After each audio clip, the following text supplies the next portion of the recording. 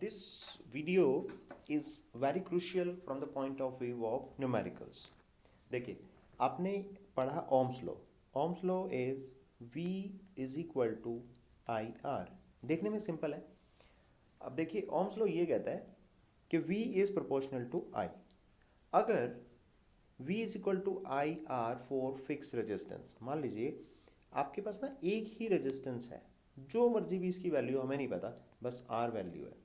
तो इसके लिए आप ओम्स लॉ कैसे लगाएंगे? जैसे नॉर्मली लगाते हैं. आप इसके अक्रॉस वोल्टेज बढ़ाते चले जाओ, ठीक है, और आप क्या करेंगे, वोल्टेज आप इंक्रीज करते चले जाओ तो करंट भी क्या होगी आपकी, इंक्रीज करती चले जाएगी. याद रखना ये बैटरी 1/1 है. एक स्टेज पे ये है स्टेज 1 और ये स्टेज 2. तो एक तरीका क्या हो गया, V प्रोपोर्शनल टू I. तो इसको आप ऐसे समझ सकते हैं कि भाई V1/V2 अगर कभी ऐसा न्यूमेरिकल आ गया तो I1/I2. अब हम पढ़ चुके हैं कि सीरीज में कनेक्टेड है या पैरेलल में कनेक्टेड है, तो उस तब हम ओम्स लॉ कैसे लगाएंगे. I is proportional to V when resistances are connected in parallel. जब आपके पास रेजिस्टेंसेस क्या हैं, पैरेलल में कनेक्टेड हैं, तो वहाँ पे आपके पास जो I है वो क्या है, इन्वर्सली प्रोपोर्शनल है रेजिस्टेंस की. बाय मिस्टेक यहाँ पे लिखा गया है I is inversely proportional to R. देखिए कैसे, V is equal to I R है, we have already discussed that.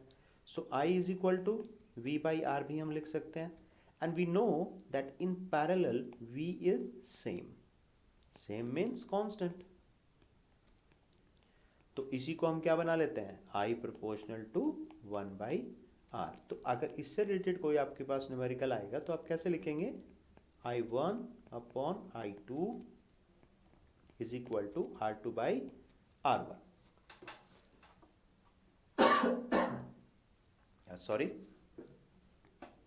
Third है when resistances are connected in series. अगर हमारे रेजिस्टेंस सीरीज में कनेक्टेड है तो ओम्स लॉ क्या होता है, V is equal to I R. यही होता है. I same. आपको पता है भाई सीरीज में करंट जो है वो सेम होती है, क्योंकि करंट के लिए, चार्जेस के लिए अपने पाथ से डाइवर्ज होने का कोई ऑप्शन नहीं है. अगर ये सेम है तो फिर आपका V प्रोपोर्शनल टू R हो गया. तो आप इसको ऐसे अप्लाई कर सकते हैं, V1/V2 is equal to R1/R2.